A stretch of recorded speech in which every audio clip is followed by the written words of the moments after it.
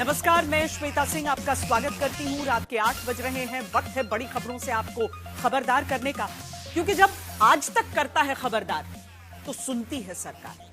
तभी तो राजस्थान में उन बीजेपी विधायक की बेटी को पद से हटा दिया गया जिसने फर्जी दिव्यांग कोटे से तहसीलदार की नौकरी हासिल की और आगे एसडीएम भी बनने जा रही थी। आज भी जनता के हक और हित के पहरेदार बनकर हम खबरें दिखाएंगे। जहां आज तो दिल्ली हाई कोर्ट ने ही प्रदूषण में सांस लेती जनता के लिए सरकार को खबरदार करके पूछा है कि जब हवा ही जहरीली है तो एयर प्यूरिफायर पर टैक्स क्यों लेते? जब बलात्कार के दोषी नेता को बेल मिल जाए और पटाखे छूटने लगे, वहीं पीड़िता को इंसाफ की जगह धक्का मिले तो खबरदार करना जरूरी है।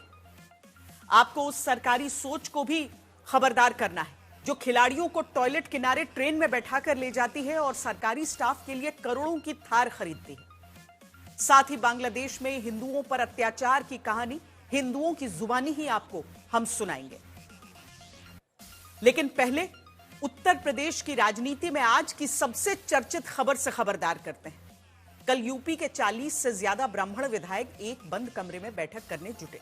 जिस उत्तर प्रदेश में 23 साल तक ब्राह्मण शीर्ष सत्ताधारी रहे, उनके विधायकों की बैठक किस लिए हुई, जहां विपक्ष के मन में लड्डू फूटने लगा।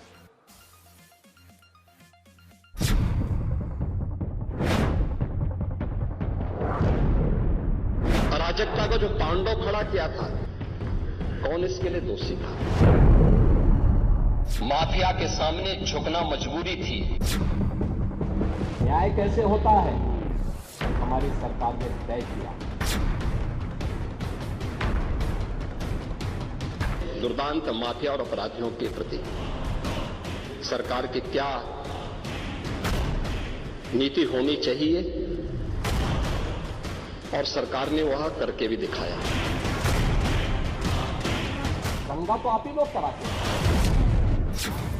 जिस वक्त उत्तर प्रदेश विधानसभा के शीतकालीन सत्र में विपक्ष पर वार करते हुए सियासी गर्मी मुख्यमंत्री योगी आदित्यनाथ ने बढ़ाई, उससे करीब 20 घंटे पहले लखनऊ में ही कुशीनगर के बीजेपी विधायक पंचानंद पाठक के घर पर एक बैठक शाम 7 बजे मंगलवार को शुरू होती है। बंद कमरे में हुई इस बैठक की अभी उत्तर प्रदेश की राजधानी से लेकर दिल्ली तक बहुत चर्चा है।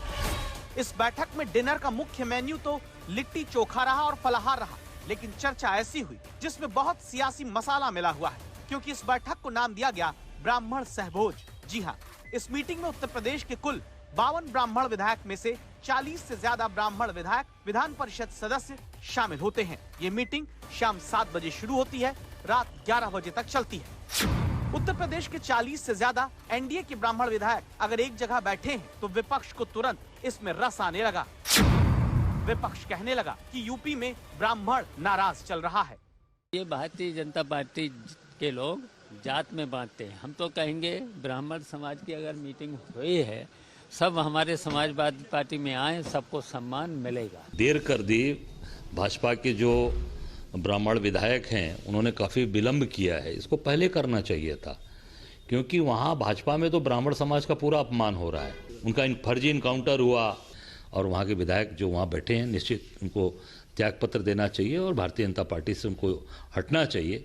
और वहाँ पर पूरी तरीके से ब्राह्मणों का अपमान किया जा रहा है। क्या उत्तर प्रदेश के ब्राह्मण विधायकों ने किसी नाराजगी पर बैठक की है? क्या यूपी में एनडीए के ब्राह्मण विधायकों ने ताकत दिखाने के लिए बैठक की है? क्या सत्ता संगठन तक कोई खास संदेश देने की सियासत ब्राह्मण विधायकों ने साधी है? इन सारे सवालों का जवाब पता करने के लिए आज तक संवाददाताओं ने उसी बैठक में मौजूद कई ब्राह्मण विधायकों से ऑन कैमरा और ऑफ कैमरा बात की, ताकि बैठक का वो मजमून जाना जा सके जो बंद कमरे में अब तक रहा है। लेकिन सबसे पहले ये समझना जरूरी है कि आखिर इस मीटिंग की जरूरत ही क्यों पड़ी। क्या कल ब्राह्मण विधायकों के सहभोज करने की वजह यूपी के ठाकुर विधायकों की पहले हो चुकी बैठक है? आपको याद दिलाते हैं, अगस्त में यूपी में 40 क्षत्रिय विधायकों ने भी मिलकर एक बैठक की थी। इस बैठक को कुटुंब नाम दिया गया था। लखनऊ के 5 स्टार होटल में क्षत्रिय विधायकों के लिए दावत रखी गई थी। तब राजनीतिक संदेश ये देने की हुई थी कि कोई हमें लखनऊ से दिल्ली तक कमजोर न समझे। तो क्या यही संदेश अब ब्राह्मण विधायक उत्तर प्रदेश में एकजुट होकर देने में जुटे हैं? उत्तर प्रदेश में ब्राह्मण करीब 10 से 11% माने जाते हैं। यूपी में ब्राह्मण करीब 100 सीटों पर अपने वोट से नतीजों पर असर डालते हैं और 2014 से अब तक के 5 चुनाव का गणित कहता है कि 2014 में उत्तर प्रदेश में 72%, 2017 के चुनाव में 83%, 2019 में 84%, 2022 के चुनाव में 89% और 2024 के चुनाव में 79% ब्राह्मण वोट लगातार सीधे बीजेपी पाती रही। बावजूद इसके बीच बीच में कहीं कहीं पर जातियों के राजनीतिक खांचे में आपसी सियासी रंजिश में बीजेपी के ब्राह्मण नेता अपना दुख जताते रहे। जैसे कानपुर देहात में स्थानीय लड़ाई में देवेंद्र सिंह भोले और मंत्री प्रतिभा शुक्ला के पति अनिल शुक्ला आमने सामने आते रहे हैं।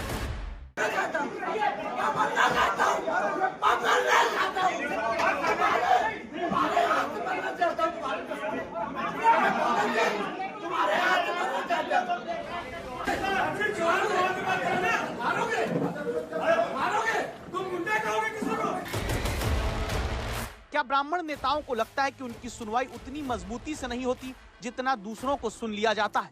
क्या इसीलिए अब बैठक करके अपनी ताकत, एकजुटता दिखानी चाहिए? ब्राह्मण विधायकों के मन की जो बात निकल कर आई उसमें एक बात बड़ी कॉमन थी कि उन्हें अब टेकन फॉर ग्रांटेड लिया जा रहा है। जो प्रभाव पहले पार्टी में हुआ करता था, जो सरकार में था, वो अब धीरे धीरे कम होता जा रहा है।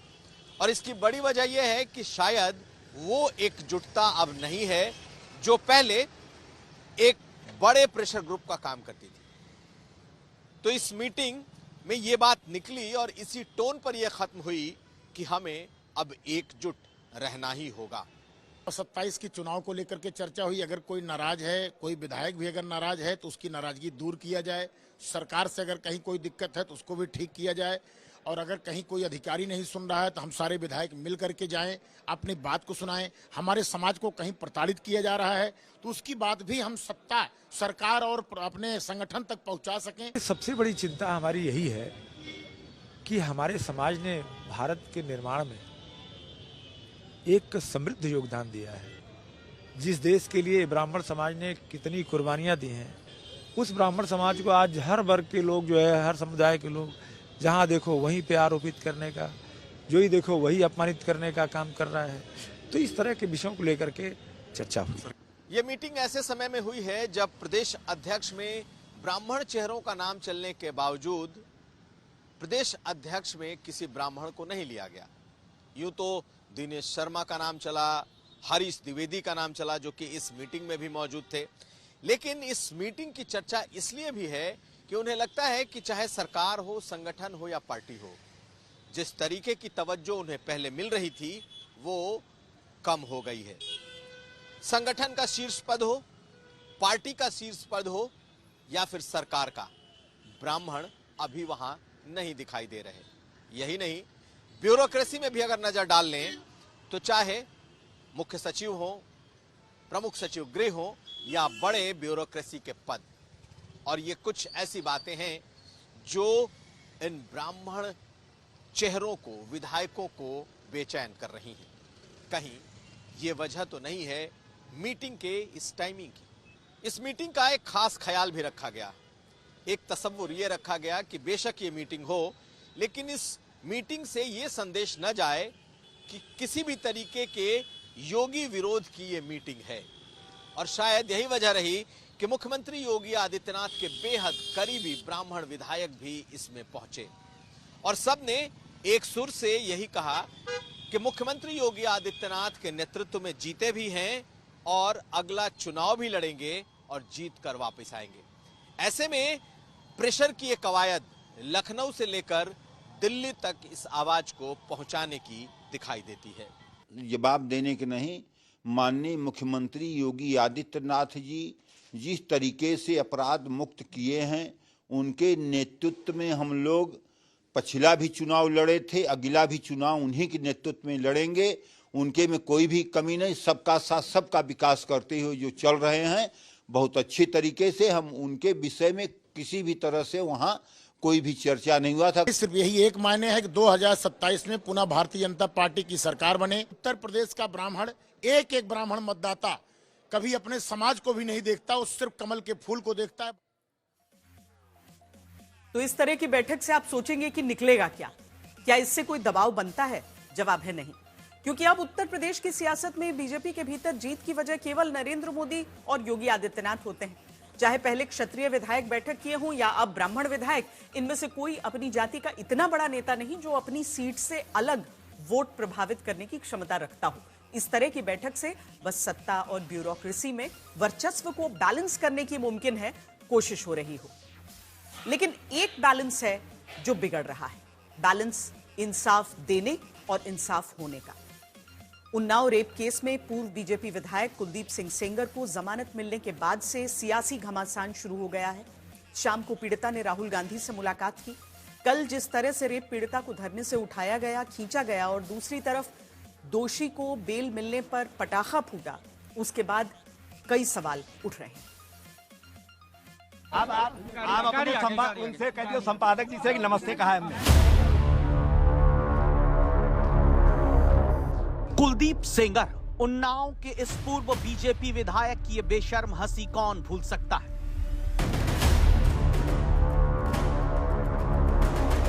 एक नाबालिग से रेप का ये दोषी जमानत मिलने के बाद भले अभी जेल से बाहर नहीं आया हो, लेकिन यकीनन सलाखों के पीछे मुस्कुरा रहा होगा। दुर्भाग्य देखिए, दोषी मौज में है, वहीं इस पूर्व विधायक पर बलात्कार का आरोप लगाने वाली पीड़ित महिला खौफ में है, बदसलूकी का शिकार हो जाती है। दिल्ली में रेप पीड़िता के साथ ऐसा सलूक देखकर सब हैरान है। जिस लड़की को जबरन उठाकर ले जाया जा रहा है, वो रेप पीड़िता दोषी विधायक को जमानत मिलने पर सवाल पूछना चाहती थी, लेकिन उसे सांत्वना देना तो दूर, बुरा सलूक किया गया। सवाल है क्यों? वहाँ पे पुलिस प्रोटेक्शन आई, तो बोली यहाँ अलाउ नहीं है, प्रदर्शन करना, धरना देना अलाउ नहीं है। तो जब पुलिस बोले अलाउ नहीं है, तो पुलिस को ये भी कहना चाहिए ना कि रेप करना अलाउ नहीं है, बहन बेटी को बचाओ। अपने साथ हुई इस नाइंसाफी के बावजूद उन्नाव की बलात्कार पीड़िता पूछती है, ऐसा क्यों? ऐसे रेप के आरोपी को अगर बेल दे दी जाती, जमानत मिल जाती, तो और कैसे हम सुरक्षित रहेंगे? रेप के आरोपी को बेल मिली हुई है, ये हर बेटी की हिम्मत तोड़ दिया इस जजमेंट ने। इस जजमेंट में हर बेटियों का इंसाफ लेना हिम्मत तोड़ दिया है। तो इस बेटी का सवाल सीधा है, अगर कुलदीप सिंह सेंगर जैसा रेप का दोषी जेल से छूटेगा, तो फिर देश की बाकी बेटियों का क्या होगा? अगर उनको निकाला जा रहा है, तो हमें जेल में रख दिया जाए ताकि हम सेफ हो जाएं, मेरी फैमिली, मेरे पैरोकार, मेरे गवाह सब सेफ हो जाएं। इसलिए हमारे साथ न्याय नहीं हुआ है, अन्याय हुआ है। सोचिए, एक रेप पीड़िता दोषी के जेल से बाहर निकलने से पहले खुद परिवार, गवाह समेत जेल जाना चाहती है, क्योंकि उससे सिस्टम पर भरोसा नहीं कि वो इसके बाद अपने न्याय की लड़ाई जारी रख पाएगी या फिर नहीं। मुझे बंधक बना के कहीं रास्ते में रोक रखी थी, बंधक बना के कि तुम्हें ये नहीं करना है, तुम्हें कुलदीप सेंगर के खिलाफ नहीं बोलना है, तुम्हें ये, मतलब अंदर कौन कह रहा था? ये सब पुलिस वाले कह रहे थे। जिस देश में बलात्कार के बाद पीड़िता को ही दोष देने का चलन देखा गया, जहां समाज में अपमानित होने के डर से पीड़िता चुप रह जाती हो, जिस देश में पीड़ित महिलाओं को पुलिस स्टेशन से लेकर अदालतों तक हर कदम पर उत्पीड़न का सामना करना पड़ता हो, वहां पर रेप पीड़िता के साथ ऐसा बर्ताव आक्रोश पैदा नहीं करता, जबकि नाबालिग से बलात्कार केस में आजीवन कैद के दोषी पूर्व विधायक को जमानत मिल जाती है। दिल्ली हाईकोर्ट ने कुलदीप सिंह सेंगर को कई शर्तों पर जमानत दी है, जिसमें पहली शर्त है कि वो दिल्ली छोड़कर कहीं बाहर नहीं जाएगा, पीड़िता से 5 किलोमीटर दूर रहेगा, हर सोमवार को नजदीकी पुलिस स्टेशन में रिपोर्ट करना होगा, पासपोर्ट जमा करना होगा ताकि दूसरे देश न जा सके। अगर वो कोई शर्त तोड़ते हैं तो जमानत रद्द होगी और दोबारा तिहाड़ जेल जाना पड़ेगा।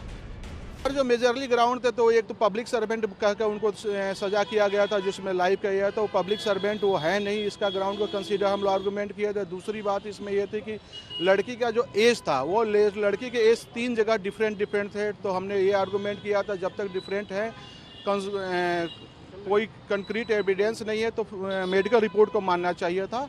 और तीसरी बात है कि इसमें शशि सिंह जो एक एक्यूज थी, उनको ऑलरेडी कोर्ट ने छोड़ दिया था, तो 120B के एस्पेक्ट भी कोर्ट ने कंसीडर किया। मुकदमे की अगली तारीख 16 जनवरी को हो। वहीं पीड़िता ने हाईकोर्ट के फैसले के खिलाफ सुप्रीम कोर्ट जाने का फैसला किया है।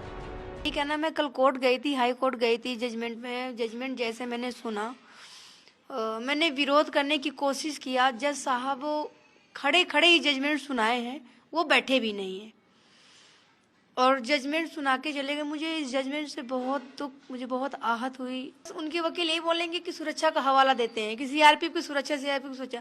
भाई पहले बात, मेरे चाचा की बेल खारिज की गई, खारिज हो गई उन्नाव से, लखनऊ से, कहीं से भी खारिज हुई है, मैं सुनने में आया। उसके बाद में परिवार की, पैरोकार, गवाहों की सुरक्षा हटाई गई। सोचिए, भारत में जो रेप केस महीनों तक चर्चा में रहा, बेटी को इंसाफ दिलाने में पीड़ित परिवार के लोग जेल पहुंच गए, संदिग्ध रूप से मारे गए। वो फैसले का विरोध करने पर जबरन उठा लिए जाते हैं। वहीं दोषी के घर में दिल्ली हाई कोर्ट का फैसला आने पर पटाखे फूटने लगते हैं। उनके घरों में खुशियां का माहौल है, पटाखे दग रहे हैं, तो क्या ऐसे रेप के आरोपी को बेल मिलने के बाद पटाखे दगना उचित है? कुलदीप सिंह सेंगर का उन्नाव में बड़ा रुतबा रहा है। साल 2002 में वो पहली बार बीएसपी के टिकट पर उन्नाव सदर से चुनाव जीता। फिर साल 2007 में समाजवादी पार्टी के टिकट पर बांगरमऊ का विधायक बना। साल 2017 में वो इसी सीट से बीजेपी से चुनाव लड़कर जीत जाता है। 4 जून 2017 को जब पीड़िता कुलदीप के घर नौकरी मांगने गई, तब आरोप है कि उसके साथ रेप किया गया। तब से अब तक इस पीड़िता की पीड़ा खत्म होने का नाम नहीं ले रही। कुलदीप सेंगर को भले ही बीजेपी पार्टी से निकाल चुकी, लेकिन बीजेपी के टिकट पर विधायक का चुनाव जीते और पहले निचली अदालत से रेप केस में आजीवन कैद की सजा पाने वाले कुलदीप सेंगर को लेकर विपक्ष हमलावर है और सेंगर की सजा पर निलंबन और जमानत के फैसले पर सवाल खड़े कर रहा है।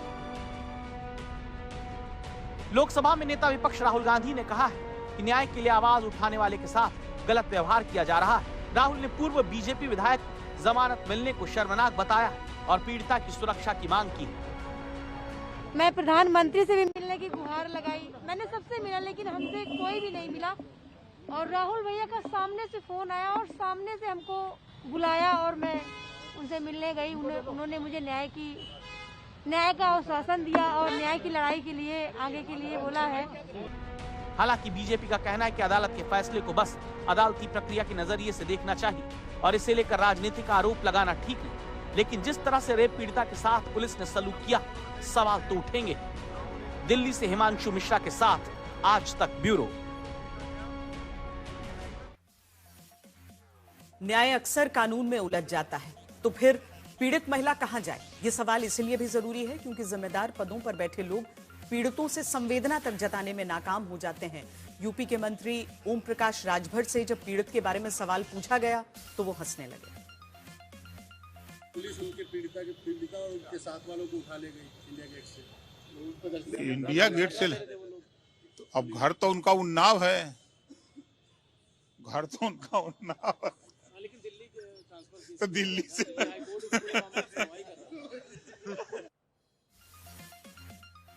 ताकतवर को मिलती छूट और राजनेताओं की हंसी जनता के जख्मों पर नमक मल देती। ऐसी खबरें लगातार हमें सुनने में आती हैं, जिन्हें हम दिखाते हैं कि 20 साल तक निर्दोष जेल में बंद रहा, 20 साल बाद अदालत ने बरी किया।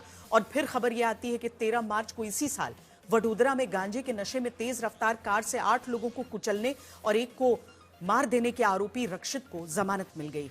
गुजरात हाईकोर्ट ने माना कि आरोपी का कोई पिछला आपराधिक रिकॉर्ड नहीं है और वो एक छात्र है, इसीलिए उसकी याचिका पर विचार करने की जरूरत है। लेकिन तब पीड़ित, जिनमें से कई के अभी जख्म तक नहीं भरे, वो पूछते हैं कि क्या कुछ भी करके छूट जाने की रवायत नहीं शुरू हो रही?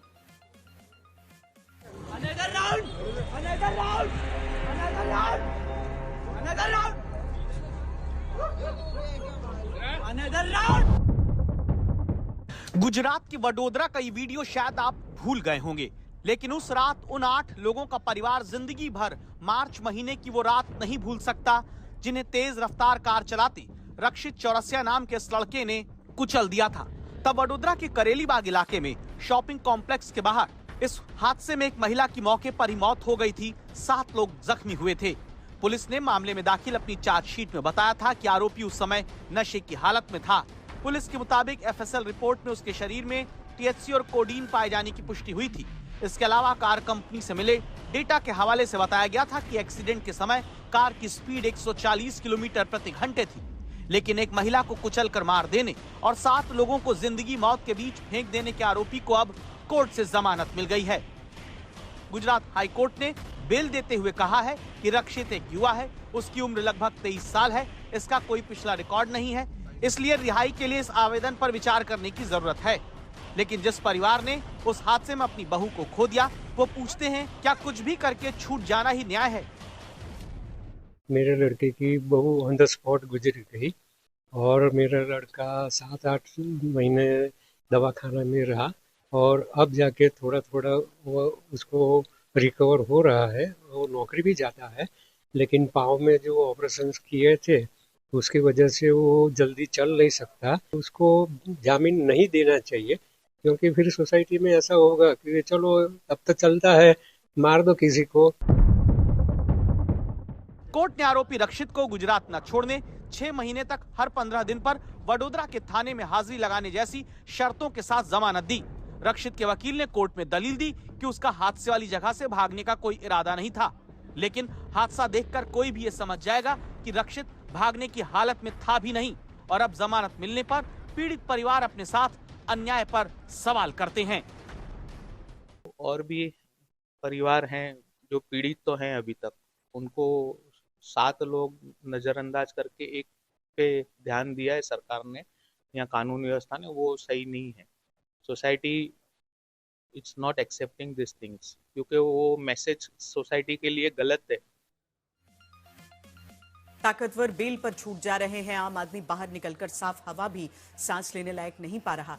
तभी तो आज दिल्ली हाई कोर्ट ने खबरदार किया। दिल्ली हाई कोर्ट ने बुधवार को केंद्र सरकार और अधिकारियों से पूछा कि जब राजधानी में हवा की स्थिति इमरजेंसी जैसी बनी हुई है तो एयर प्यूरिफायर पर 18% जीएसटी क्यों लगाया जा रहा है। कोर्ट ने कहा कि अगर सरकार लोगों को साफ हवा उपलब्ध नहीं करा पा रही तो कम से कम एयर प्यूरिफायर पर टैक्स ही कम कर दे। हाईकोर्ट ने यह भी कहा कि पहली नजर में उसे कोई ऐसा कारण नहीं दिखता कि प्यूरिफायर पर जीएसटी कम क्यों नहीं किया जा सकता। हाईकोर्ट ने आदेश में कहा कि दिल्ली और आसपास के इलाकों में हवा की क्वालिटी की स्थिति को देखते हुए हमें लगता है कि जीएसटी काउंसिल को जल्द से जल्द बैठक करनी चाहिए। क्या सरकारों की प्राथमिकता में जनता है ही नहीं? क्या मंत्रियों अधिकारियों को अपने अपने स्टाफ की ज्यादा फिक्र है, आम लोगों की नहीं? खबरदार करते इस सवाल की वजह ओडिशा से आई है, जहां राज्य का प्रतिनिधित्व करने वाले खिलाड़ियों को टॉयलेट के बाहर ट्रेन में बिठाया गया और वन विभाग के स्टाफ के लिए करोड़ों की थार खरीदी जाती है। दोनों मामलों में अब सरकार जांच करा रही है।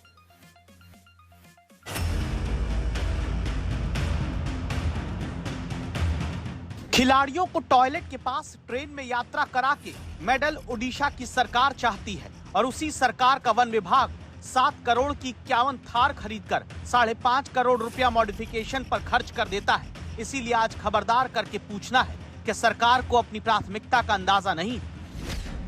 जहां पहले चुल्लू भर पानी में सरकारी दावों को डुबा देने वाला ये वीडियो आता है, जिसमें ट्रेन के भीतर डिब्बे में सीट के पास नहीं, टॉयलेट के पास किसी तरह ठंड में ठिठुरते हुए जाते खिलाड़ी दिखते हैं। ये वो खिलाड़ी हैं जिनके मेडल जीतने पर खेल विभाग के बाबू साहब, विभाग के मंत्री बड़े बड़े बयान जारी करते हैं। वही खिलाड़ी ट्रेन के टॉयलेट के पास बैठा कर लाए गए। उत्तर प्रदेश में आयोजित 69वीं राष्ट्रीय स्कूल कुश्ती चैंपियनशिप में भाग लेने के लिए ओडिशा के 18 युवा पहलवानों को बहुत अमानवीय हालत में ट्रेन से यात्रा कराई गई। आरोप है कि राज्य के स्कूल और जन शिक्षा विभाग की लापरवाही के कारण इन खिलाड़ियों को बिना कंफर्म टिकट के सामान्य डिब्बों में सफर करना पड़ा। इस दल में 10 लड़के और 8 लड़कियां शामिल थी, जिन्हें राष्ट्रीय स्तर की प्रतियोगिता में राज्य का प्रतिनिधित्व करने भेजा गया। लेकिन सम्मान और सुविधा की बजाय खिलाड़ियों को सामान्य कोच में यात्रा करने के लिए मजबूर किया गया, वो भी टॉयलेट के पास। और इस बेशर्मी पर अब ओडिशा के स्कूल शिक्षा मंत्री कहते हैं जांच कराएंगे। उन लोग के टिकट के लिए सरकार का प्रावधान है, उनके अच्छा से उनको लेना था, उसमें कोई व्याघात हुआ है, जरूर उसको दिखेंगे, उसको हम लोग इंक्वायरी करेंगे क्या हुआ है क्या नहीं, तो उसके बाद जो कार्यानुष्ठान लेना है उसको बाद में हम लेंगे। जिस सरकार का एक विभाग और उसके अधिकारी प्रदेश का प्रतिनिधित्व करने जा रहे खिलाड़ियों को सम्मान से यात्रा कराना तो छोड़िए, सुरक्षित तरीके से एक सीट तक दिलाए बिना भेज देता हो, उसी ओडिशा सरकार का वन विभाग अपने फील्ड स्टाफ के लिए 14 लाख की 51 थार 7 करोड़ रुपए से ज्यादा खर्च करके खरीदता है और फिर इसके बाद इसी थार में 5 करोड़ से ज्यादा खर्च करके मॉडिफाई भी कराता है। जनता के पैसे से स्टाफ के लिए 12 करोड़ से ज्यादा की थार खरीदने वाली ओडिशा सरकार का ही दूसरा विभाग खिलाड़ियों को अगर टॉयलेट के पास बैठाकर प्रतियोगिता में भेज रहा है तो शर्म का एक बड़ा मेडल उस सरकारी सोच को पहना देना जरूरी है जहां अब जांच की डुगडुगी बजाकर कहा जा रहा है इंसाफ होगा। और इस वक्त बांग्लादेश की राजधानी ढाका से बड़ी खबर आ रही है। ढाका में धमाका हुआ है। क्रिसमस से पहले पेट्रोल बम से यह धमाका हुआ। माघ बाजार में हुए धमाके में एक शख्स बुरी तरह घायल हो गया है। ये बड़ी खबर जो बांग्लादेश से इस समय हमारे सामने आ रही है। हम आपको सीधे अपने संवाददाता के पास लिए चलते हैं जो कि लगातार बांग्लादेश में इन कठिन परिस्थितियों में बने हुए हैं। आशुतोष मिश्रा हमारे साथ जुड़ रहे हैं। आशुतोष, आज क्रिसमस ईव का दिन, कल क्रिसमस का त्योहार, और जिस तरीके से बांग्लादेश में माइनॉरिटीज को निशाना बनाया जा रहा है, उस सब के बीच क्या है ये खबर, और जहां पर ये हुआ है धमाका वहां क्या बाजार लगता है बड़ा? बाजार बहुत छोटा सा है, दरअसल वहाँ छोटी छोटी दुकानें हैं चाय की, लेकिन बड़ी बात यह है कि वहां पर चर्च है, दो महत्वपूर्ण चर्च है जिसका नाम है AG church, assemblies of God, और उसके बगल में ये दो चर्च हैं। और यहाँ पर इस युवक का नाम सैफुल सियाम बताया जा रहा है जो वहीं पर काम करता था, बाहर निकला था और जहां वो खड़ा था उसके ठीक ऊपर एक फ्लाईओवर है, वहीं से एक पेट्रोल बम भेजा गया था जिसको यहाँ पर जो है कॉकटेल बम कहते हैं। वो पेट्रोल बम सीधा उसके सर पर गिरा, उसके परखच्चे उड़ गए सर के और तुरंत वहीं पर उसकी मौत हो गई है। अभी वहां पर बॉम्ब डिस्पोजल यूनिट को बुलाया गया है, फॉरेंसिक्स टीम को बुलाया गया है। हालांकि पुलिस ये नहीं कह पा रही है कि अभी मंशा को जांच करे या फिर और ज्यादा जानकारी उसमें निकाल पाए, लेकिन दो महत्वपूर्ण घटनाएं आपने जिक्र किया क्रिसमस का। रात को क्रिसमस का माहौल पूरे ढाका में भी बना हुआ है। जहां ये घटना हुई वहां पर दो चर्च था और उसी के साथ साथ कल तारिक रहमान का आगमन भी है। बहुत बड़ी तैयारियां हैं, 50 लाख से ज्यादा लोग ढाका में जुट रहे हैं। उसके ठीक पहले एक तो कानून व्यवस्था पर सवाल है जो कि हम लगातार देख रहे हैं कि बदहाल है पूरे बांग्लादेश में। और ठीक एक शाम, क्रिसमस की शाम से ठीक पहले यहाँ ढाका में, राजधानी ढाका में वीआईपी इलाका वहां से बहुत ज्यादा दूर नहीं है जहां पर यह धमाका हुआ है। और ज्यादा जानकारी में भी लगातार इकट्ठा कर रहे हैं, लेकिन चर्च के पास हुआ है, युवक के सीधे सर पर वो पेट्रोल बम गिरा है और उस धमाके से उसकी मौत हो गई। आशुतोष, आम परिस्थितियां किस तरह की बनी हुई हैं? क्योंकि बांग्लादेश तो हर तरह के अत्याचार की खबर, हर तरह की कट्टरता की खबर को नकारता जा रहा है, लेकिन ये तस्वीरें तो दूसरी ही कहानी कहती हैं। एक नहीं कई सारी, यहाँ तक अभी चिटगांव से एक और जो है जानकारी मिली है, वहाँ एक दरअसल पवित्र पहाड़ियां हैं, उन इलाकों में लगातार कट्टरपंथी हावी रहे हैं। हम थोड़ी और जानकारी, इसमें स्पष्ट जानकारी भी ले रहे हैं। 20 तारीख को जो है चिटगांव में एक माइनॉरिटी का घर जला दिया जाता है। ढाका में दीपू दास के साथ हम घटना दे रहे हैं। सिर्फ अल्पसंख्यकों की नहीं, यहाँ तो आमतौर पर कानून व्यवस्था, सबसे बड़े अखबार जो कि वीआईपी इलाके में है वहां भीड़ पहुंच जाती है, तोड़फोड़ देती है। आज यहाँ के जो बहुत प्रोमिनेंट न्यूज एंकर हैं उनको जो है जो धमकियां दी जा रही है, वो अपने दफ्तर नहीं जा पा रही है। पुलिस कह रही है हम जांच करेंगे फिर देखेंगे आपको सुरक्षा देना कि नहीं। कानून व्यवस्था नाम की तो कोई चीज है ही नहीं। और सीधी बात है, जहां पर भीड़ का राज हो वहां कानून सरकार अंतरिम है, इंतजार कर रही है कि चुनाव हो, डॉक्टर यूनुस की विदाई हो, नई सरकार बने। लेकिन नई सरकार के भी सामने ये देखना होगा कि व्यवस्था पुलिस आज संभाल नहीं पा रही। आपको याद रहे, इसी पुलिस ने, इसी सेना ने भीड़ के सामने सरेंडर कर दिया था जुलाई आंदोलन के दौरान, वो पीछे हट गए थे। हालांकि तब सेना ने कहा कि हम अपने लोगों पर गोली कैसे चलाएं, जो कि एक वाजिब सवाल था कि हम अपने देश के कितने लोगों पर गोली चलाएंगे। लेकिन उसके बाद से भी न सेना, न बीजेपी, न आर्म फोर्स, न पुलिस, हर कोई इनके आगे एकदम बिल्कुल सरेंडर कर चुका है। जरा सा दबाव पड़ता है, 4 लोग गिरफ्तार किए जाते हैं। लेकिन ढाक के तीरपात हर जगह, हर दिन एक नई कहानी, हर दिन एक नया जो कानून व्यवस्था का मसला है, मॉब वायलेंस का मसला है, वो यहाँ पर हर दिन एक आपको कहानी कहीं ना कहीं किसी कोने में सुनाई देती है। वाकई बहुत ही भयावह परिस्थितियां एक तरीके से। बहुत शुक्रिया आशुतोष इस पूरी जानकारी के लिए। हमारे संवाददाता लगातार वहां से हमें ये सारी रिपोर्ट्स दे रहे हैं। लेकिन बड़ा सवाल ये भी बना हुआ है कि नकारते नकारते भी कम से कम जो बांग्लादेश के आम नागरिक हैं उनके लिए सुरक्षा का आभास कैसे, जो माइनॉरिटीज हैं उनके लिए किस तरीके से सुरक्षित हो माहौल। बांग्लादेश में हिंदुओं पर हमले के नए नए सबूत सामने आ रहे हैं। आज तक की ग्राउंड रिपोर्ट में हमें बांग्लादेश में रहने वाले हिंदू सहमे दिखे। हिंदुओं के संस्कृति के केंद्र भी हमें कट्टरपंथियों की भीड़ के निशाने में तबाह दिखे। पिछली बार जब हिंदुओं के खिलाफ हिंसा हुई थी तो मोहम्मद यूनुस ने सुरक्षा का भरोसा दिया था, लेकिन साल भर बाद बांग्लादेश में फिर वैसे ही हालात बन गए।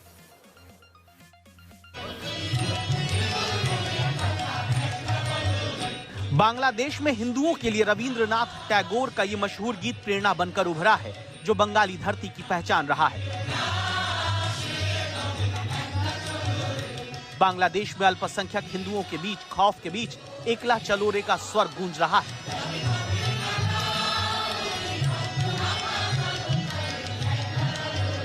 विपरीत परिस्थितियों में भी अपने रास्ते पर अडिग रहने और अकेले ही दृढ़ता से आगे बढ़ने की प्रेरणा देने वाला ये गीत बांग्लादेश के हिंदुओं को क्यों गाना पड़ रहा है, उसकी वजह बांग्लादेश के हिंदुओं पर होने वाले हमले हैं। बांग्लादेश में कुछ भी हो, निशाने पर हिंदू आ जाते हैं। कट्टरपंथी इंसान छोड़िए, कला संस्कृति को भी खाक करने पर आमादा हो जाते हैं। ऐसा ही हमला 18 दिसंबर को ढाका के छायानट के दफ्तर पर हुआ, जिसे तहस नहस कर दिया गया और फिर आग लगाने की कोशिश हुई। ये छायानट है। बांग्लादेश अपनी सांस्कृतिक विरासत के लिए, अपनी कला के लिए भी जाना जाता था, लेकिन जब हिंसा का दौर शुरू हुआ 18 दिसंबर को, तो न सिर्फ संस्थानों पर हमला हुआ, बल्कि उन जगहों को भी निशाना बनाया भीड़ ने जो संस्कृति, कला को बढ़ावा देते थे। तो छायानट दरअसल बांग्लादेश का सबसे प्रतिष्ठित संस्थान है। बड़े बड़े गायक यहाँ से निकले हैं और आप देखिए नजरुल इस्लाम जैसे कवि जिन्होंने 3000 से ज्यादा रचनाएं की हैं। बांग्लादेश के ऐसे कवि, ऐसे गीतकार जो प्यार को बढ़ावा देते हैं। दरअसल फंडामेंटलिस्ट जो है उनको लगता था कि ये तो एंटी इस्लामिक है, इस्लाम के विरोध, और इसीलिए जब भीड़ आई तो उन्होंने इस जगह को निशाना बनाया। वहां पर शीशे तोड़ दिए इस इमारत के पूरे, अंदर सब कुछ तहस नहस कर दिया, जो इंस्ट्रूमेंट थे उसको तोड़े। अभी भी हिंसा के कुछ निशान, यहाँ भी आगजनी की करने की कोशिश की, लेकिन आगजनी वो कर नहीं पाए क्योंकि उस समय सही समय पर यहाँ पुलिस पहुंच गई थी। इससे पहले 18 दिसंबर को दीप चंद्र दास की हत्या के बाद भी 20 दिसंबर को हिंदुओं की एक पूरी बस्ती फूंकने की कोशिश की गई। ये बांग्लादेश के चटगांव में हिंदुओं के जलते घर की तस्वीर है। सोमवार देर रात एक हिंदू परिवार को धर्म की वजह से निशाना बनाया गया, चेतावनी दी गई। रात के अंधेरे में शोलों में तब्दील ये मकान उन्हीं दलित हिंदुओं के हैं जिन्हें कट्टरपंथियों ने सिर्फ दहशत फैलाने के नाम पर आग के हवाले कर दिया। रावगंज इलाके में खाक हो चुके कई मकानों में रहने वाले लोग आज भी दहशत के मारे मुंह खोलने को तैयार नहीं दिखते। आज तक की टीम ने जमीनी पड़ताल के लिए जब इस इलाके में पहुंचने का फैसला किया तो उसे रात होने का इंतजार करना पड़ा। मैं इस समय ढाका के उस इलाके में हूँ जहाँ जो इलाका है ये अल्पसंख्यक हिंदुओं का है, वाडी इलाका है, और दिन में बहुत सारे लोग अपनी अपनी व्यस्तताओं में, और बहुत सारे लोग बात भी करने में झिझक रहे थे, डर भी था। तो हमने रात का समय सुना, तो रात को 10 बजे मैं अपने होटल से निकला हूँ, इन जगहों पर आया इस इलाके में, और ये तमाम हिंदू समाज के वो सदस्य हैं जो बात करने के लिए तैयार हुए। पतली सड़कों और तंग गलियों के बीच की बस्ती में कुछ युवक अपना दर्द बयान करने को तैयार हुए थे, लेकिन उनकी गुहार थी कि उनके चेहरे न दिखाए जाएं, वरना उनकी जान खतरे में पड़ जाएगी। बांग्लादेश में रहने वाले हिंदुओं की स्थिति कैसी है? आज जो बांग्लादेश का परिस्थिति आप देख रहे हैं, जो दीपू चंद्र दास कोई अन्याय नहीं किया, कोई बात नहीं किया, उसका साथ जो हुआ सारा वर्ल्ड देख रहा। चिटागांग में, चटगांव में घर जला दिया। बांग्लादेश का हिंदू डर डर के चलना है। बांग्लादेश के हिंदू जो चल रहा है सो जगह में खूब डर है।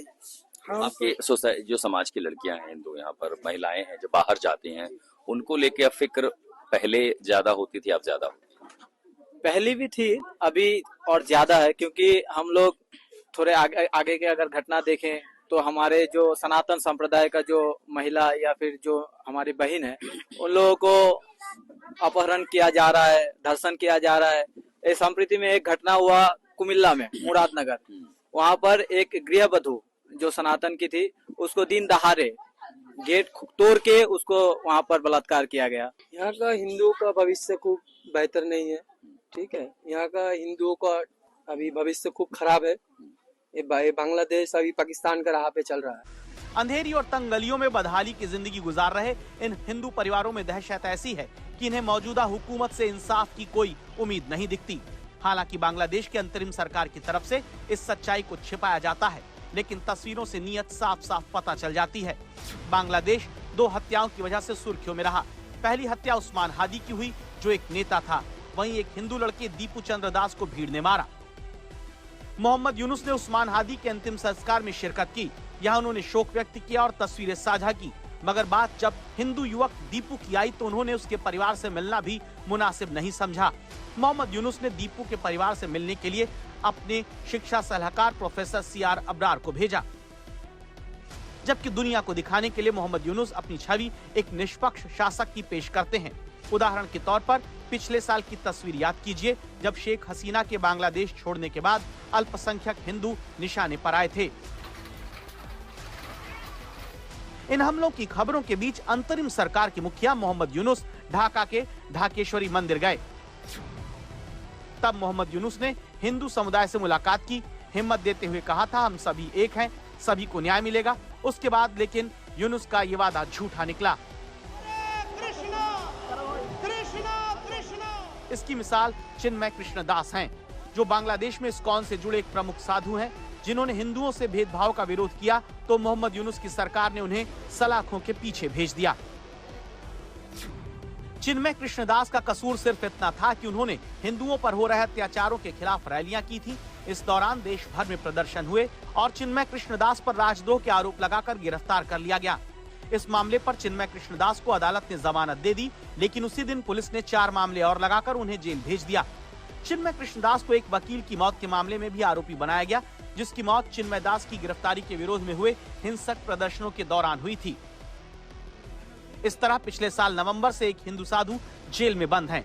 सुप्रीम कोर्ट उन्हें जमानत दे चुका है, लेकिन वो बाहर ना आ जाए, इसका पूरा इंतजाम यूनुस सरकार कर देती है। वहीं बांग्लादेश में एक हिंदू को भीड़ सरेआम पीट कर मौत के घाट उतार देती है, लेकिन उसके हत्यारों पर कोई कार्रवाई नहीं होती, जिसने बांग्लादेश के हिंदुओं को कट्टरपंथियों का आसान शिकार बना दिया है। आशुतोष मिश्रा, ढाका, आज तक। चिन्मय कृष्णदास पिछले 13 महीनों से जेल में बंद हैं। उनकी तबीयत भी ठीक नहीं बताई जाती। आज तक से इस्कॉन के वाइस प्रेसिडेंट राधा रमन दास ने बातचीत में बांग्लादेश में हिंदुओं की हालत पर चिंता जताई और बांग्लादेश सरकार से हिंदुओं की सुरक्षा की मांग की। चिन्मय कृष्णदास की मां से बातचीत के बारे में बताते हुए राधा रमन दास ने कहा कि वो एक ही प्रश्न पूछती हैं कि उनके बेटे को कब जमानत मिलेगी। हम यही बांग्लादेश सरकार से करबद्ध निवेदन करेंगे कि वहाँ के जो माइनॉरिटीज़ हैं उनको सुरक्षा प्रदान की जाए। सेकंड, जो दीपू चंद्र दास की जो निर्मम हत्या हुई है, एक बेगुनाह व्यक्ति की इस तरह नृशंस हत्या और उसको जिंदा जला दिया गया, ये 21वीं सदी में ये हो सकता है कहीं, ये तो बहुत ही आश्चर्य वाली चीज़ है।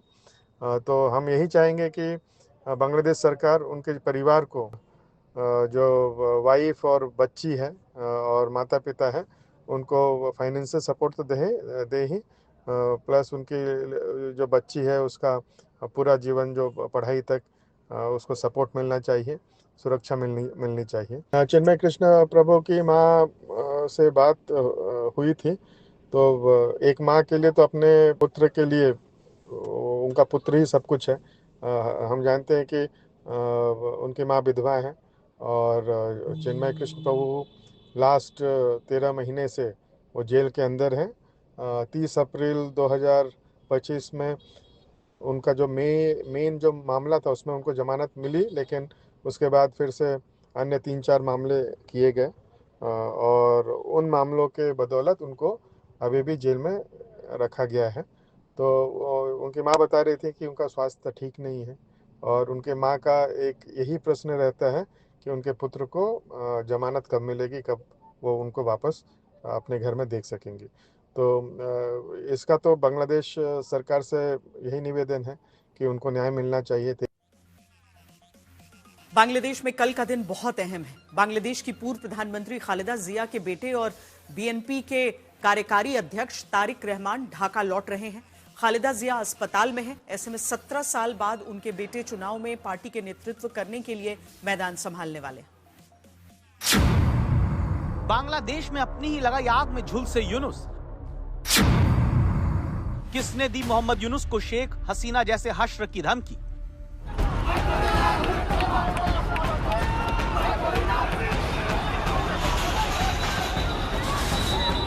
इस सवाल की वजह बांग्लादेश में होने वाले चुनाव, जिसमें हिंदुओं पर हमले और भारत विरोध से किसे फायदा होगा, ये बड़ा सवाल बना है।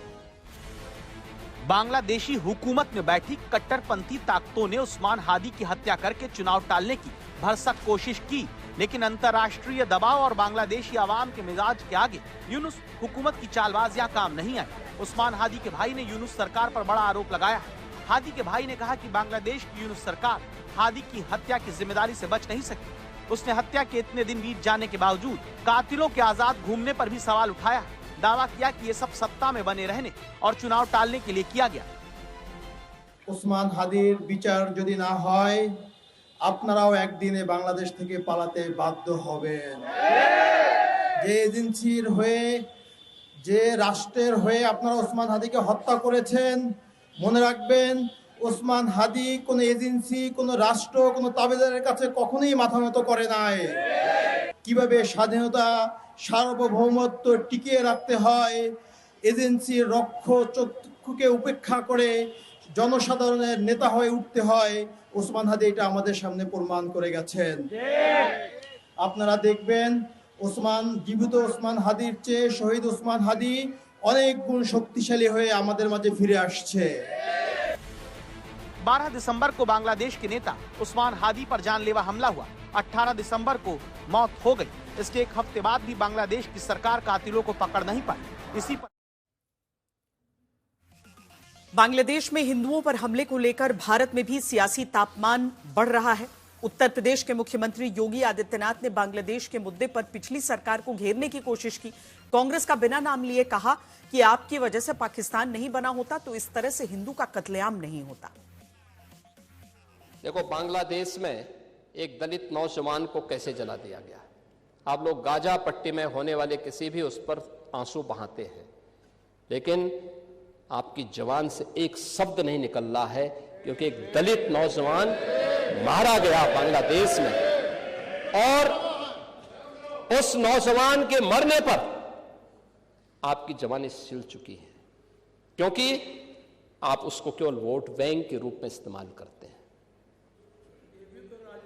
ये राजनीति नहीं है पांडे जी, ये राजनीति नहीं है, ये वो सच्चाई है जो आपकी तुष्टीकरण की नीति है, जिसके कारण बांग्लादेश बना है। अगर बांग्लादेश पाकिस्तान नहीं बना होता, इस तरीके से हिंदू नहीं जलाया होता, और जलाता तो फिर उसकी क्या दुर्गति होती या वह भी जानता। ये सुरक्षा की गारंटी, वहां मारे जा रहे हैं हिंदू, आप लोग नहीं बोलेंगे। एक कैंडल मार्च निकाल के चलते हैं गांजा के मुद्दे को लेकर के, लेकिन पाकिस्तान और बांग्लादेश में हिंदू मारा जाता है तो आपके मुंह बंद हो जाते हैं, क्योंकि मरने वाला हिंदू है, दलित है, आप बोलेंगे नहीं। और यही सच्चाई है। निंदा प्रस्ताव पारित होना चाहिए, और यह प्रस्ताव नेता विरोधी दल की तरफ से आना चाहिए। इस घटना की हम भर्त्सना करते हैं और बांग्लादेश सरकार को इस बात की चेतावनी देता हूं, और इसीलिए हम कह रहे हैं, नोट करना, ये चीजें होनी चाहिए, और हमारा भी प्रयास होना चाहिए। जब बांग्लादेशी को यहां से निकालेंगे और रोहिंग्या को यहां से बाहर का रास्ता दिखाएंगे तो उनके समर्थन में मत आना। देश दुनिया की हर खबर से हम खबरदार करते हैं, जनता के हित और हक की पहरेदारी करते हैं, और जो बात आज शुरुआत में कही कि आज तक खबरदार करता है तो सरकार सुनती है, इसका सबूत अब देख लीजिए। हमने परसों कहा कि मध्य प्रदेश के हेल्थ सिस्टम की पोल चूहे खोल रहे हैं, जहां सतना से जबलपुर और इंदौर तक के अस्पतालों में घूमते चूहों की हालत दिखाई तो मध्य प्रदेश की सरकार जागी है। सतना जिला अस्पताल में 4 डॉक्टरों और 20 नर्सिंग अफसरों को कारण बताओ नोटिस जारी हुआ है। आज तक लगातार युवाओं के हक की नौकरी का मुद्दा उठाता आया है। राजस्थान में फर्जी दिव्यांग कोटा लगाकर तहसीलदार बनी बीजेपी विधायक की बेटी को आज तक की रिपोर्ट के बाद पद से हटा दिया गया है।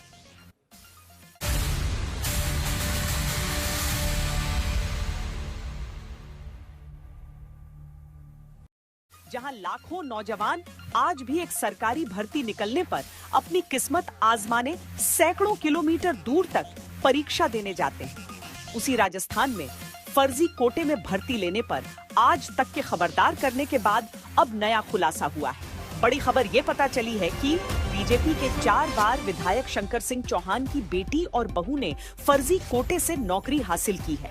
दावा है कि बीजेपी विधायक ने बेटी को फर्जी दिव्यांग कोटे से तहसीलदार बनवा दिया और बहू को फर्जी तलाकशुदा कोटे से टीचर बनवा दिया।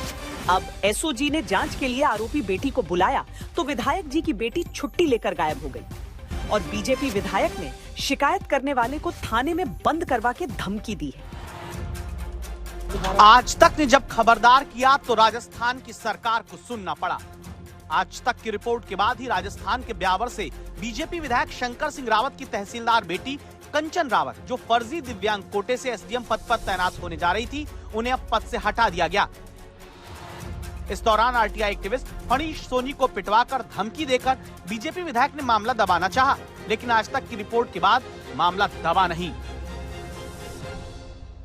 मैं सबसे पहले आज तक चैनल को धन्यवाद देना चाहता हूं, क्योंकि उन्होंने मेरी इस लड़ाई में सबसे ज्यादा और अहम योगदान दिया और इस मुद्दे को बहुत राष्ट्रीय स्तर पर उठाया। उसके लिए मैं उनका बहुत बहुत धन्यवाद देता हूं। एक तो चोरी ऊपर से सीना जोरी, चोरी पकड़े जाने के बाद विधायक जी की बेटी जांच नहीं करवा रही थी। डॉक्टरों पर लगातार दबाव डाला जा रहा था कि जांच न करें। हमने खबरदार किया सरकार को कि जांच होनी चाहिए। जांच हुई तो फिर रिपोर्ट को सार्वजनिक नहीं करने का दबाव बना रहे थे विधायक जी, मगर डॉक्टर टस से मस नहीं हुए।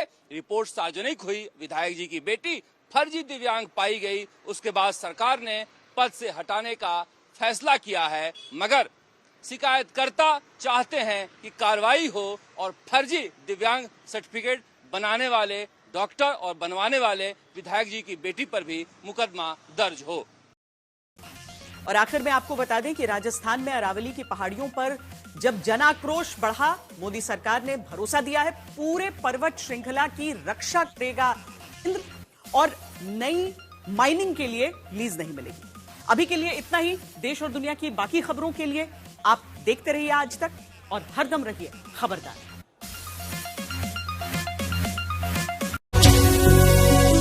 ये है टीवी टुडे नेटवर्क और आप देख रहे हैं आज तक सबसे तेज